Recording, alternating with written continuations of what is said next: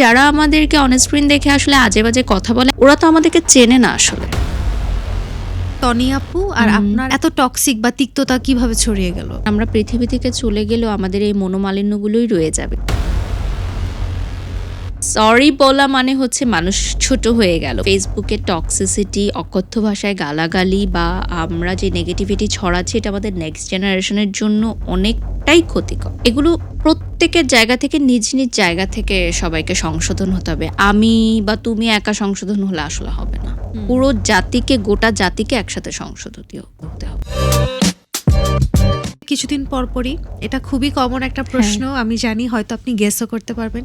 কিছুদিন পরপরই সোশ্যাল মিডিয়াতে দেখা যাচ্ছে টনি আপু আর আপনার একটা পরোক্ষ ঝগড়া বলো, মনোমালিন্য এরকম চলতেই থাকে, কিন্তু কেউ কাউকে ডিরেক্ট কোনো কথা বলা হচ্ছে না। কখনো আপনি পোস্ট দিচ্ছেন বা কখনো সে লাইভের মাঝখানে কথা বলছে। এগুলোর শুরুটা হলো কিভাবে, এবং একটা আপনারা তো একসাথে কাজ করছেন না, এত টক্সিক বা তিক্ততা কিভাবে ছড়িয়ে গেল? ওই যে থার্ড পার্টির জন্য আমি বরাবরই বলবো যে সোশ্যাল মিডিয়া ট্রায়ালে পড়ে গেছি। তো এটাই আসলে, এটা নিয়ে যত কথা বলবো তত আসলে কথা বাড়বে। আমাদের এই ছোট্ট জীবনে এগুলো খুবই তুচ্ছ ঘটনা আমি মনে করি। আমাদের আসলে জীবনটা এত বেশি তুচ্ছ সময়ের জন্য আমরা এসেছি। আসলে রিসেন্ট কিছু নিউজ ফিডে আমি ইনসিডেন্ট দেখার পর এটা ফিল করি যে আসলে আমরা কিসের পিছনে দৌড়াচ্ছি বা কি করছি। আমাদের এটা নাথিং, মানে আজ আছি কাল নেই।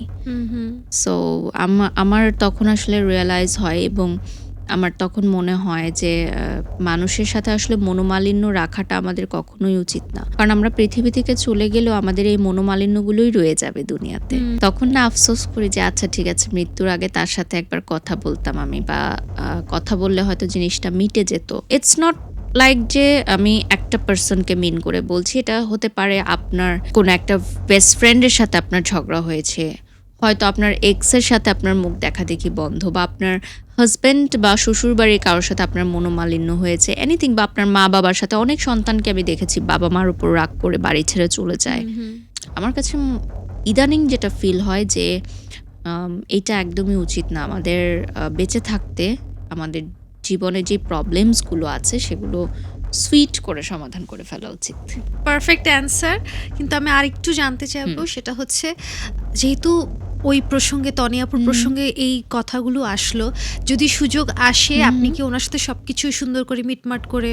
হ্যাঁ, আমি অনেকবার চেষ্টাও করেছি। এখন বিষয়টা হচ্ছে আমাদের বাংলাদেশে, আমাদের বাঙালিরা যেটা মনে করে যে সরি বলা মানে হচ্ছে মানুষ ছোট হয়ে গেল, বা যে আগে সরি বললো তার বেশি অপরাধ হলো, বা যে আগে মনোমালিন্যটা ঠিক করতে চাইলো সেই অপরাধী।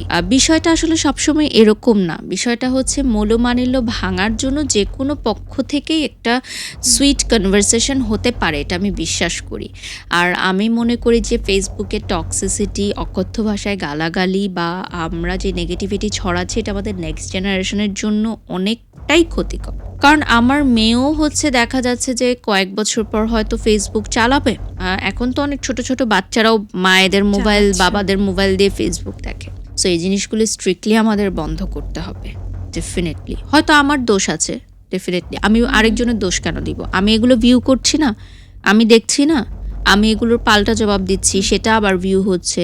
এগুলো প্রত্যেকের জায়গা থেকে নিজ নিজ জায়গা থেকে সবাইকে সংশোধন হতে হবে। আমি বা তুমি একা সংশোধন হলে আসলে হবে না। পুরো জাতিকে, গোটা জাতিকে একসাথে সংশোধন হতে হবে। যারা আমাদেরকে অন স্ক্রিন দেখে আসলে আজে বাজে কথা বলে, আমি একদমই রাগ করি না, যেন কষ্টও পাই না। কারণ কি, আমার কাছে মনে হয় যে ওরা তো আমাদেরকে চেনে না, আসলে আমাকে চেনে না, আমার জীবন সম্পর্কে তাদের কোনো আইডিয়া নাই, বা আমি কেন এই কাজটা করছি বা এইভাবে পর্দায় আসছি বা এই কথাটা কেন বলছি সেটা তারা জানে না। তো আমি এখন আর আসলে কষ্ট পাই না বা মাথা ঘামাই না যদি কেউ নেগেটিভ কমেন্ট করে। আমার কাছে মনে হয় যে থাক না, বাদ দেই। লাইফটাকে যত সিম্পল করা যায়, যত কম মানুষের সাথে মেশে যায়, তত শান্তিতে থাকা যায়।